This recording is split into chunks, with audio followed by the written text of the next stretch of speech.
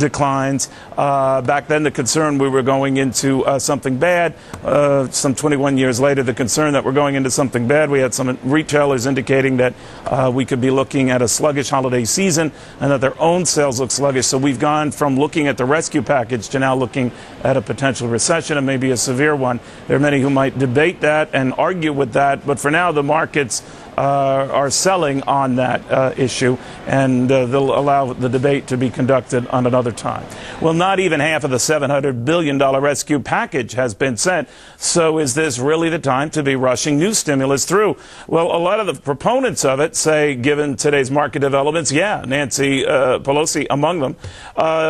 What's new is she wants $300 billion in additional stimulus. The New York Democrat Jerry Nadler says the economy could be needing that. Congressman, good to see you. Good to see you. Are you for that? $300 billion? It's a big chunk. I'm for about 450. Even more. Yeah, and I'm glad to see it was 300. I thought she was proposing 150. Okay, so it's doubled. I think it's essential, and I think you have to make a distinction. Everything we're doing on the bailout is to deal with the financial crisis, that is the freezing up of credit. And I think that now that we're directly recapitalizing the banks, in effect temporarily nationalizing them, as opposed to what Paulson originally wanted to do, which I don't think would have worked, I think this is likely to work in terms of opening up the credit markets. But that's all a crisis, but also a symptom. The underlying problem is that we're headed into probably the worst recession since the Depression. I've been saying that for the last 2 years. And I think How do you know? Well, you know, for a number of reasons. First of all, we've lost 800,000 jobs in the last 9 months.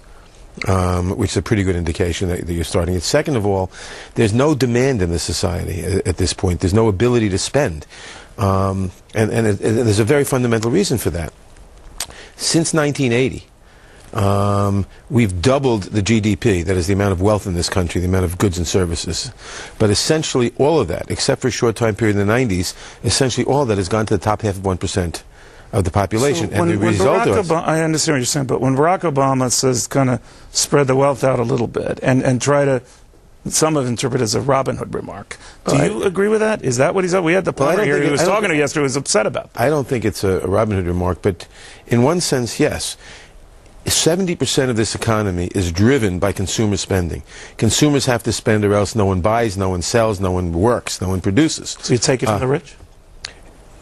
Yes, in effect, if they got all the money now. And at this point, because there's a tremendous bifurcation of income. That plumber at around 200, 250,000, he did not seem like he had all the money. Well, a plumber is at 200, 250 doesn't have all, but there aren't that many plumbers at 200, 250. The fact is, the income disparity now is the widest it's been since the 1920s. So the only way to undisparate it is to take from them? No, no, not necessarily. The way is to get money into the hands of people who will spend it. Now, for the last 20 years, or 30 years actually, the way we've maintained the economy are four things that are no longer operative. One, people maxed out on their credit cards. They work longer, 2 hours longer 200 hours longer per year. All the women went to work, and they maxed out on home equity. All that is done. 130% of women can't work, obviously. It's got a plateau. So we've got to get money into the hands of middle-income and lower-income people. You do that by extending unemployment insurance. You do that by a massive public works program, which this country needs. We're back to the New Deal. Absolutely. Absolutely. The New Deal. So you trust government to get us out of this? I think it's the only way we'll get out of it. And it's the only way we got out of the Depression. Now, Republicans will tell you that the New Deal didn't solve the Depression. World War II solved the Depression. But from an economic point of view, what was World War II? A massive public works program financed by huge taxation and huge deficit spending. So that's what we can look forward to? Well, nothing on that scale. But yes, we're going to have a major stimulus program to get money circulating again, and that's the only way we'll get out of the very deep recession we're going into. Congressman, thank you very much. See where this all falls out. When we come back, Sarah Palin and her Hillary moment, only without Hillary, but lots of former Hillary backers.